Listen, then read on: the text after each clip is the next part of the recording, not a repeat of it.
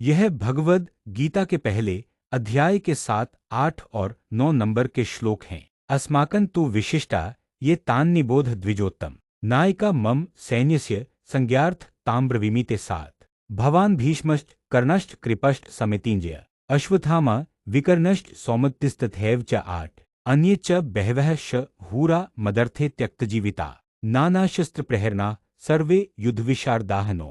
मैं इन तीनों श्लोकों की कहानी विस्तार से बताता हूँ। यह घटनाक्रम भगवत गीता के पहले अध्याय अर्जुन विषाद योग में घटित होता है, जब कुरुक्षेत्र के युद्धस्थल पर दोनों सेनाएं आमने सामने खड़ी हैं और युद्ध शुरू होने वाला है।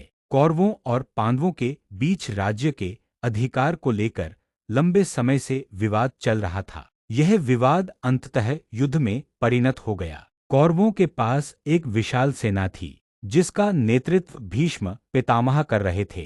पांडवों की सेना अपेक्षाकृत छोटी थी, लेकिन उसमें अर्जुन जैसे महान धनुर्धर और भीम जैसे बलशाली योद्धा शामिल थे। युद्ध शुरू होने से पहले दुर्योधन अपनी सेना की शक्ति और पांडवों की सेना की तुलनात्मक कमजोरी को लेकर चिंतित था। वह अपने गुरु और सेना नायक भीष्म पितामह के संरक्षण में अपनी सेना को सुरक्षित महसूस कर रहा था, लेकिन फिर भी उसके मन में आशंकाएं थीं। युद्ध शुरू होने से ठीक पहले दुर्योधन अपने रथ पर सवार होकर अपनी विशाल सेना का निरीक्षण कर रहा था। तभी उसे पांडवों की अपेक्षाकृत छोटी सेना दिखाई दी। उसे लगा कि कहीं पांडवों की सेना उसकी विशाल सेना पर भारी न पड़ जाए, खासकर जब उनके पक्ष में भीम और अर्जुन जैसे पराक्रमी योद्धा हैं। अपनी आशंकाओं को दूर करने और अपनी सेना के मनोबल को बढ़ाने के लिए दुर्योधन सीधे अपने गुरु द्रोणाचार्य के पास जाता है। द्रोणाचार्य कौरवों और पांडवों दोनों के ही गुरु थे, लेकिन इस युद्ध में वे कौरवों की ओर से लड़ रहे थे। दुर्योधन द्रोणाचार्य के पास जाकर उन्हें अपनी सेना के मुख्य योद्धाओं के बारे में बताना चाहता है, ताकि द्रोणाचार्य उनकी शक्ति को समझें और युद्ध की रणनीति बनाने में मदद करें। जब दुर्योधन द्रोणाचार्य के पास पहुंचता है, तो वह उन्हें सम्मानपूर्वक संबोधित करता है।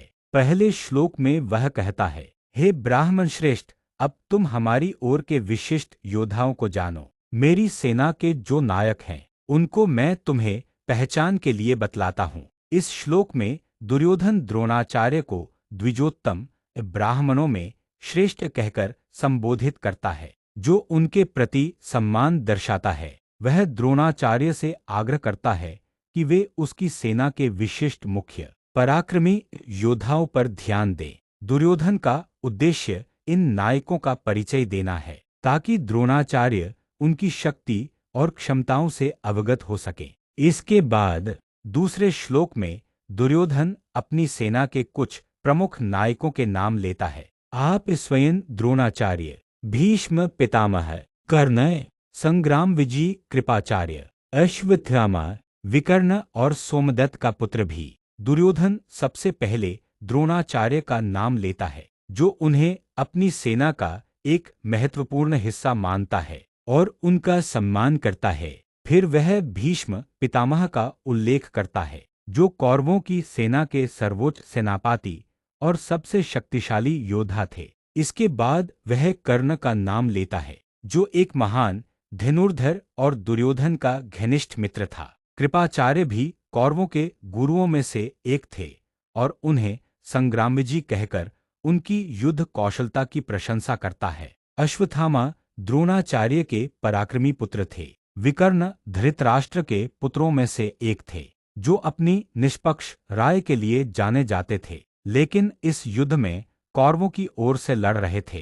अंत में वह भूरिश्रवा सोमदत्त के पुत्र का उल्लेख करता है, जो एक और शक्तिशाली योद्धा था। इन नामों को लेकर दुर्योधन यह जताना चाहता है कि उसकी सेना में एक से बढ़कर एक महान योद्धा मौजूद हैं। तीसरे श्लोक में दुर्योधन अपनी सेना के अन्य वीर योद्धाओं के बारे में बताता है, जिनकी संख्या बहुत अधिक थी, और भी अन्य बहुत से शूरवीर हैं, जो मेरे लिए अपने जीवन का त्याग करने को तैयार हैं। वे नाना प्रकार के शस्त्रों को धारण करने वाले और सभी युद्धकला में निपुण हैं। यहाँ दुर्योधन अन्य च बहवः शूराः और भी अन्य बहुत से शूरवीर कहकर यह स्पष्ट करता है कि उसने केवल कुछ मुख्य नायकों का ही उल्लेख किया है, लेकिन उसकी सेना में ऐसे अनगिनत वीर योद्धा हैं जो उसके लिए अपने प्राणों की भी परवाह नहीं करते। वह उनकी युद्ध क्षमता का भी बखान करता है कि वे विभिन्न प्रकार के शस्त्रों के उपयोग में माहिर हैं और युद्धकला में पूरी तरह से निपुण हैं।